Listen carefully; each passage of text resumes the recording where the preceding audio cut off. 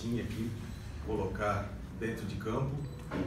E mais uma vez a gente sai com uma derrota, como aconteceu no jogo passado também. Nós fazemos um grande primeiro tempo, aí numa jogada individual de um pênalti a gente acaba pagando. Então é hora da gente melhorar alguma coisa individualmente, porque senão a gente não vê muita saída, a não ser que cheguem alguns reforços no futuro. Boa noite, Zago. Boa noite.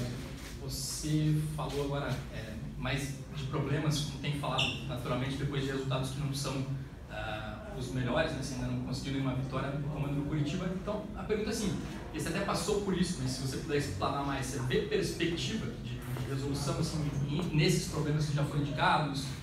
No teu trabalho, você acha que está surtindo resultados? Você acha que o time tem uma perspectiva de conseguir reagir na tabela no primeiro momento para depois ainda tentar brigar e escapar?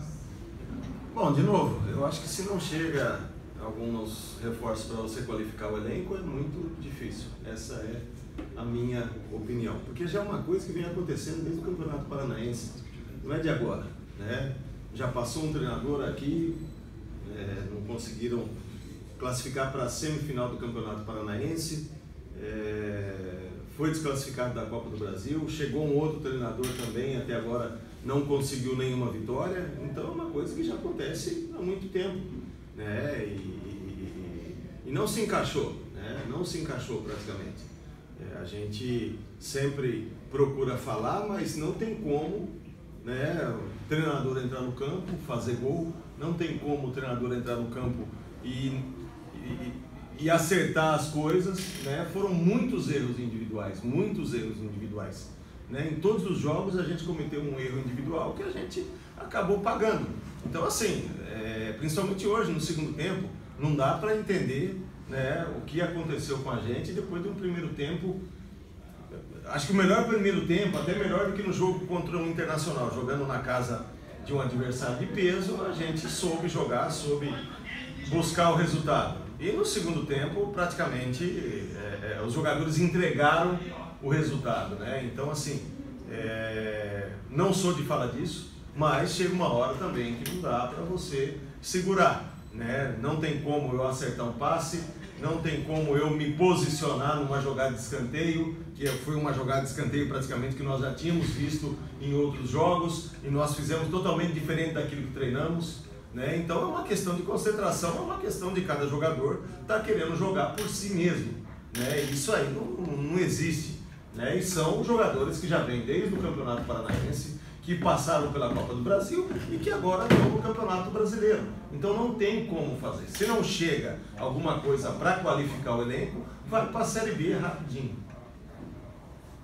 Zago, como é que você se sente hoje no comando do Coritiba e como é que você se sente com o primeiro tempo que o Coritiba fez, você, e saindo daqui com um 5-1? Não, eu mal, porque me deu vergonha daquilo que aconteceu no segundo tempo, né? Principalmente daquilo que eu fui como jogador e que eu sou como treinador, né? Eu fiquei envergonhado praticamente de tudo que nós fizemos no segundo tempo, dos erros que nós cometemos, né? Foram erros que você não comete nem no infantil nem no juvenil. E isso aí foi falado dentro do vestiário com eles, né? Então são erros que você não comete, nem no infantil e nem no juvenil.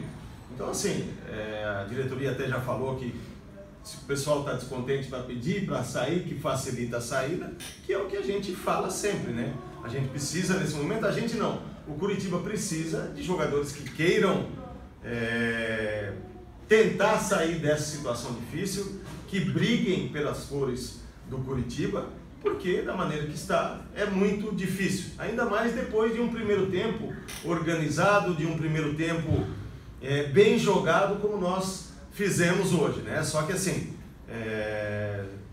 alguns jogadores não podem chegar em um determinado nível, que é a Série A do Campeonato Brasileiro, na minha opinião, um dos campeonatos mais difíceis do mundo, como a Premier League, não sabendo cobrar lateral, não sabendo a hora de fazer um passe, de colocar o companheiro em melhores condições, de olhar antes do adversário chegar, de fazer uma cobertura, né? Isso aí são coisas que já vem acontecendo há muito tempo, a gente tenta corrigir, só que não dá para você corrigir algumas coisas com jogadores profissionais, né? Isso aí tem que ser corrigido um pouco lá atrás, porque não é fácil. Quando um jogador tem um determinado erro, já está acostumado, já está viciado em cima daquele erro, é difícil para você remediar as coisas depois.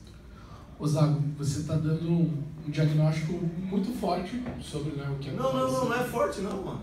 Não é forte não. É o que pode acontecer com o Curitiba. Se não reforçar, cai para a segunda divisão. Minha pergunta é até em cima disso. Ainda dá tempo de salvar? Tempo dá, desde que você encontre, desde que você consiga qualificar um pouco mais o elenco, né? Não é fácil, né? Porque uma equipe é construída em dezembro e janeiro. Em novembro você já começa a trabalhar e constrói ela em dezembro e em janeiro. Se foi construída errada, não dá para remediar muito agora. Porque a janela de inverno aqui no Brasil é para você fazer uma pinceladinha. 2, 3 reforços e basta. Né? Do jeito que a gente está vendo, a gente precisa de 7, 8. E não é fácil achar 7, 8 no mercado nesse momento. Porque eu costumo dizer, passarinho, curió, coleirinha, está tudo preso. Pardal tem um monte voando. Né? Só que o passarinho, o melhor, ele já está preso e os clubes não vão liberar. Então não adianta a gente vir aqui, enganar o torcedor e falar, né, não, vamos tentar. Eu acho que tem que ser tentado até o final. Só que se não reforçar, não chega. Quanto você está motivado versus magoado versus revoltado com essa situação? Quanto a tua motivação de tirar o time dessa situação se sobrepõe a essas outras situações? Não, vontade de trabalhar eu sempre vou ter. Isso aí faz parte do meu DNA, né? Como todo mundo está falando hoje, faz parte do meu sangue. Então trabalhar, abaixar a cabeça, eu nunca vou abaixar, né? A questão da continuação ou não já é uma questão da diretoria, né? Fico magoado porque, principalmente no segundo tempo de hoje, faltou sangue, né? no olho dos jogadores, entendeu? Principalmente dos jogadores que jogam atrás, que procuram, né, transmitir, tem que transmitir alguma coisa a mais pro pessoal da frente. E aí a gente vê um monte de ovelhinha, né? Isso aí no futebol hoje em dia é muito difícil vencer, os caras passam por cima, como acabaram passando por cima de nós no segundo tempo, né? A gente conversou que o Soares, ele é um dos 10 maiores jogadores dos últimos anos, né? Mas o Soares hoje é no curto. Se você tira o curto dele, que ele tem ainda aquele pique para chegar na bola, você acaba controlando, porque não é aquele jogador de contra-ataque, de ir no espaço numa bola longa, né? Porque a idade vai chegando e não é dessa maneira que ele trabalha. E em 2 jogadas, né? Uma que ele foi no fundo e cruzou, e na hora do terceiro gol, a gente parecia boneco olhando ele fazer tudo que tinha que fazer. Zago, você fez duras críticas ao time, né, os jogadores. Agora, para o próximo jogo é o mesmo elenco que você conta. Não sei se para o primeiro, depois da abertura da janela, você já vai ter jogadores em condições. Como é que vai ser o trabalho com esses jogadores? Não, o trabalho vai ser o mesmo, porque são profissionais e estão errando, entendeu? Então já falei na cara, falo todo dia e estou falando aqui agora, porque chega só da gente ter culpa naquilo que a gente faz.